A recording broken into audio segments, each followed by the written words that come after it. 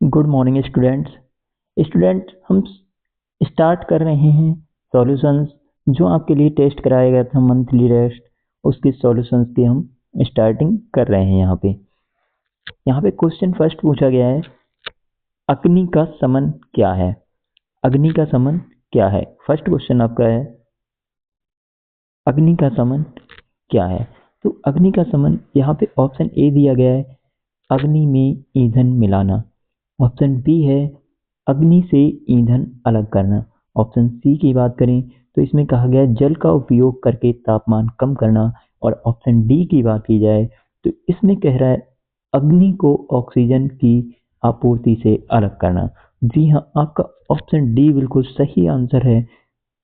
अग्नि का शमन का मतलब होता है अग्नि को ऑक्सीजन की आपूर्ति से अलग करना। नेक्स्ट क्वेश्चन यहाँ पे पूछा गया है, इलेक्ट्रॉन का द्रव्यमान कितना होता है। यहाँ पे इलेक्ट्रॉन का द्रव्यमान पूछा गया है। अगर बात करें ए ऑप्शन की, तो ए ऑप्शन में क्या है, माइनस का 1.6 इंटू 10⁻⁻19 kg। ये यहाँ पे kg में दिया गया है और ये द्रव्यमान नहीं है, बल्कि इलेक्ट्रॉन पर इतना चार्ज होता है जो कूलाम में होता है। और बी ऑप्शन की बात करें तो ये प्रोटॉन और न्यूट्रॉन का द्रव्यमान होता है, जबकि आपका सी वाला ऑप्शन बिल्कुल सही आंसर है, क्योंकि इलेक्ट्रॉन का द्रव्यमान 9.11 इंटू 10⁻31 kg होता है। आपको सी ऑप्शन राइट करना था। ठीक है, नेक्स्ट क्वेश्चन की बात करते हैं। क्वेश्चन नंबर 3 है, निम्न में से कौन सा सूत्र गलत है। आपको गलत फॉर्मूला पूछा गया है, तो आप जानते हैं पावर की formula P equal to B I, ये भी बिल्कुल ठीक है। P equal to I square R, ये भी बिल्कुल ठीक है। और बात करें डी ऑप्शन की, P equal to B square upon R, ये भी पावर का फॉर्मूला होता है। लेकिन जो आपका सी ऑप्शन दिया गया है, ये P equal to R upon B square, ये सी ऑप्शन पावर का फॉर्मूला नहीं होता है, तो इसलिए आपका ये वाला फॉर्मूला जो है गलत है। ये आपको आंसर में बताना था। नेक्स्ट क्वेश्चन की बात करते हैं। क्वेश्चन नंबर 4 है कि क्वेश्चन नंबर 4 है, जेम्स चैडविक ने किस कण की खोज की थी। जेम्स चैडविक ने किस कण की खोज की थी। ऑप्शन ए यहाँ पे दिया हुआ है प्रोटॉन, ऑप्शन बी दिया हुआ है इलेक्ट्रॉन, और ऑप्शन सी ए और बी दोनों, जबकि डी ऑप्शन दिया हुआ है न्यूट्रॉन। तो आपके लिए पढ़ाते हुए मैंने बताया था इसे याद करने का फॉर्मूला, जो होता है ईट पर नाच। ईट पर नाच, तो यहाँ पे आ रहा है चैडविक, चैडविक आ रहा है, तो चैडविक ने किसकी खोज की थी, न्यूट्रॉन की। यहाँ पे न्यूट्रॉन कण की खोज किसने की थी, जेम्स चैडविक ने। बात करते हैं अगले क्वेश्चन की। अगला क्वेश्चन है, सुरक्षा की दृष्टि से फ्यूज सदैव कनेक्ट करना चाहिए। फ्यूज कहाँ कनेक्ट करना चाहिए। ऑप्शन ए है न्यूट्रल तार में, ऑप्शन बी है फेज तार में, ऑप्शन सी है अर्थिंग तार में, और ऑप्शन डी है बी और ए दोनों में। तो आपका जो बी ऑप्शन है वो बिल्कुल करेक्ट आंसर है। हमें फ्यूज हमेशा फेज तार में लगाना होता है। आगे बात करते हैं क्वेश्चन 6 की। क्वेश्चन 6 है, यदि किसी सर्किट में R1 7 ओम और R2 5 ओम, R1 7 ओम R2 5 ओम है, जिसमें और ये सीरीज में जुड़े हुए हैं, रेजिस्टेंस सीरीज में जुड़े हुए हैं। बी इक्वल टू दिया हुआ है 48 वोल्ट। आपको आई का वैल्यू बताना है, आई की वैल्यू बतानी है। हाँ, बात करते हैं R1 की। R1 आपका 7 ओम, R2 5 ओम, और बी इक्वल टू दिया हुआ है 48 वोल्ट। और ये किस में जुड़े हुए हैं, सीरीज में। तो सबसे पहले हम सीरीज में ये जुड़े हुए हैं, तो सबसे पहले हम क्या करेंगे, आर टी टोटल रेजिस्टेंस निकालेंगे। तो टोटल रेजिस्टेंस निकालने के लिए हमारा फार्मूला होता है सीरीज में R1 प्लस R2। तो यहाँ पे हो जाएगा R1 7 प्लस R2 5, 7 5 12 ओम आपका टोटल रेजिस्टेंस हो जाएगा। अब हमें आई की वैल्यू निकालनी है, तो I equal to B upon R वाला फॉर्मूला लगाएंगे। और यहाँ पे बी की वैल्यू यहाँ पे दी हुई है 48 वोल्ट, और आर की वैल्यू हमने निकाल ली है जो 12 ओम। तो 12 चौक 48, आपका 4 एम्पियर बिल्कुल राइट आंसर होगा, 4 एम्पियर। तो आपको राइट आंसर 4 एम्पियर यहाँ पे लगाना था। डी ऑप्शन आपका बिल्कुल ठीक आंसर होगा। नेक्स्ट क्वेश्चन की बात करते हैं। नेक्स्ट क्वेश्चन है आपका, वैद्युतिक सप्लाई कितने प्रकार की होती है? वैद्युतिक सप्लाई डैश प्रकार की होती है? ए ऑप्शन यहाँ पे दिया हुआ है एसी, बी ऑप्शन दिया हुआ है ए व सी दोनों, और डी सी ऑप्शन यहाँ पे दिया हुआ है डीसी। तो हम जानते हैं इलेक्ट्रिकल सप्लाई जो होती है वो एसी भी होती है और डीसी भी होती है। तो आपका बी ऑप्शन जो है वो राइट आंसर है, आपको ए व सी दोनों लगाना था। ठीक है, नेक्स्ट क्वेश्चन की बात करते हैं। क्वेश्चन नंबर 8 है, निम्न में से सुपर चालक है। यहाँ पे पूछा गया सुपर चालक। तो ए ऑप्शन दिया गया है कॉपर, बी ऑप्शन है लोहा और सी ऑप्शन है एल्यूमिनियम, जबकि डी ऑप्शन चांदी है। तो हम जानते हैं सुपर कंडक्टर क्या होता है, चांदी यहाँ पे सुपर कंडक्टर है। तो आपको डी ऑप्शन पिक करना था। अब बात करते हैं अगले क्वेश्चन की। अगला क्वेश्चन है, पेट्रोल से लगी आग बुझाने के लिए किस यंत्र का प्रयोग किया जाता है? तो यहाँ पे ए ऑप्शन है फॉर्म टाइप अग्निशामक यंत्र, बी ऑप्शन दिया हुआ है रेत की बाल्टी का, और सी ऑप्शन दिया हुआ है पानी की बाल्टी, और डी ऑप्शन दिया हुआ है शुष्क पाउडर युक्त अग्निशामक यंत्र। तो यहाँ पे बी ऑप्शन ए ऑप्शन है वो बिल्कुल राइट आंसर है। पेट्रोल से लगी आग को बुझाने के लिए फॉर्म टाइप अग्निशामक यंत्र का प्रयोग किया जाता है, आपको ए ऑप्शन लगाना था। बात करते हैं अगले क्वेश्चन की। CCl4 का पूरा नाम है। CCl4 का यहाँ पूरा नाम पूछा गया है। ए ऑप्शन दिया हुआ है आपको कार्बन ट्राइक्लोराइड, बी ऑप्शन आपको दिया हुआ है carbon dichloride, C option carbon tetrachloride, D option है इनमें से कोई नहीं। आपका राइट आंसर है कार्बन टेट्राक्लोराइड। CCl4 के लिए टेट्रा का यूज होता है, इसलिए आपका सी ऑप्शन बिल्कुल राइट आंसर है। आगे बात करते हैं नेक्स्ट क्वेश्चन की।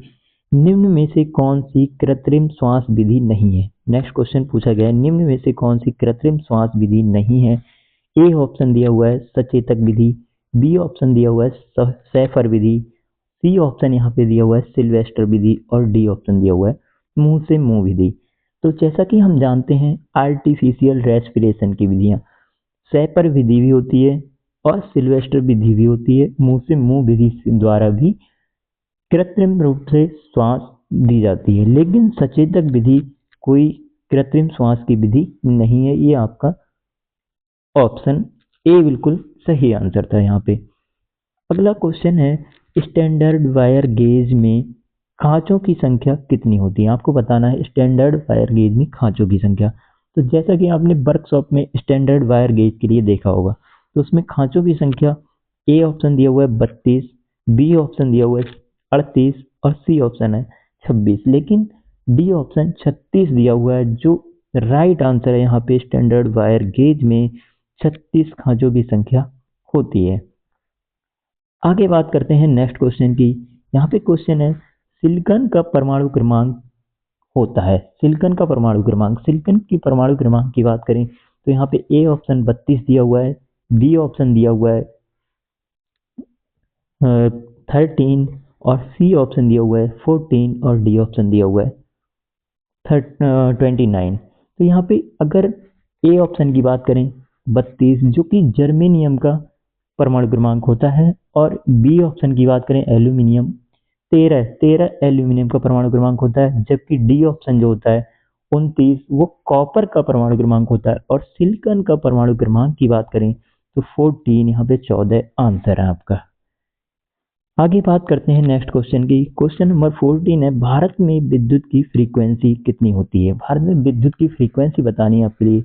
ए ऑप्शन दिया हुआ 60 हर्ट्ज, बी ऑप्शन है 50 हर्ट्ज, सी ऑप्शन है 40 हर्ट्ज, और डी ऑप्शन है 36 हर्ट्ज। तो ए ऑप्शन की बात की जाए 60 हर्ट्ज, ये विदेशों में जैसे अमेरिका, जापान, चाइना, ऐसे कुछ देशों में 60 हर्ट्ज भारत विद्युत की फ्रीक्वेंसी होती है, लेकिन अगर भारत की बात की जाए तो भारत में सभी उपकरण 50 हर्ट्ज पर वर्क करते हैं, और भारत में विद्युत की सब फ्रीक्वेंसी जो है 50 हर्ट्ज होती है। नेक्स्ट क्वेश्चन की बात करते हैं।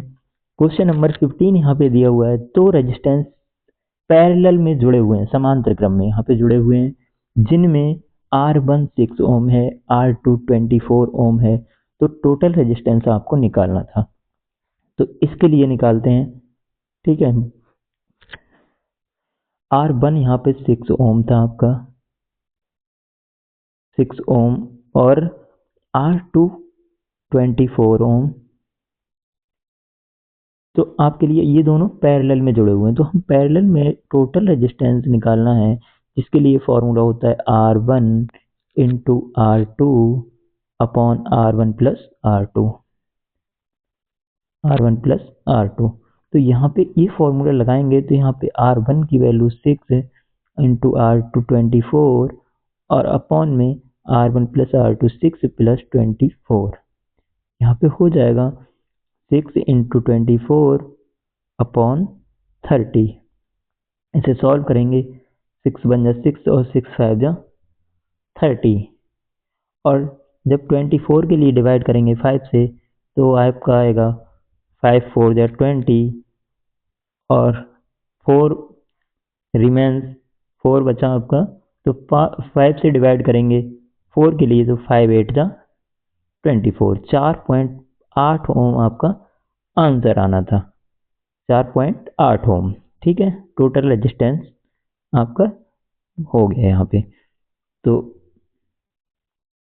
ये आपका 4.8 ओम आपका बिल्कुल सही आंसर है।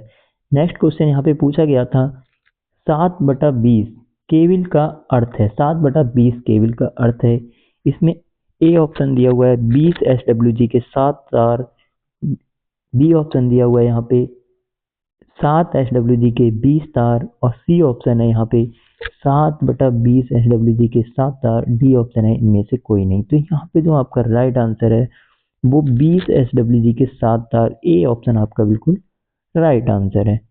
आगे बात करते हैं नेक्स्ट क्वेश्चन की। नेक्स्ट क्वेश्चन यहाँ पे पूछा गया है मध्यम वोल्टेज ग्रेड केबल की अधिकतम सहनीय वोल्टेज कितनी होती है। तो अगर इसकी बात की जाए, ए ऑप्शन में दिया हुआ है 250 वोल्ट, बी ऑप्शन यहाँ पे दिया हुआ है 450 वोल्ट, सी ऑप्शन आपका बिल्कुल सही आंसर है 650 वोल्ट, 650 वोल्ट इसका राइट आंसर है। नेक्स्ट क्वेश्चन में पूछा गया है रिले, कॉन्टैक्टर्स आदि के कॉन्टैक्ट पॉइंट बनाने में यूज होता है। ऑप्शन ए है चांदी, बी ऑप्शन दिया हुआ है जस्ता, और सी ऑप्शन है माइका, और डी ऑप्शन दिया हुआ है कार्बन।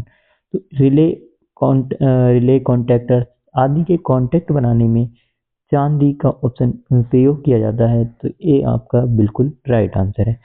नेक्स्ट क्वेश्चन की बात करते हैं, दो रेजिस्टेंस पैरेलल में जुड़े हुए हैं तो टोटल रेजिस्टेंस बताना है आपके लिए। तो टोटल रेजिस्टेंस के लिए फॉर्मूला यहाँ पे बताना है हमारे लिए। तो अब इसका फॉर्मूला होता है टोटल रेजिस्टेंस निकालने के लिए R1 into R2 upon R1 plus R2, B वाला ऑप्शन आपका बिल्कुल ठीक हो जाएगा। ठीक है, नेक्स्ट क्वेश्चन यहाँ पे पूछा गया था करंट की यूनिट क्या है। बहुत ही सिंपल क्वेश्चन है, यहाँ पे करंट की यूनिट पूछी गई थी। ए ऑप्शन दिया है वोल्ट, बी ऑप्शन दिया है एम्पियर, सी ऑप्शन यहाँ पे दिया है ओम, और डी ऑप्शन दिया था कूलाम। तो इसका राइट आंसर है एम्पियर, बी ऑप्शन बिल्कुल आपका ठीक था। ठीक है, तो इस तरीके से ये आपके पेपर के सॉल्यूशंस थे।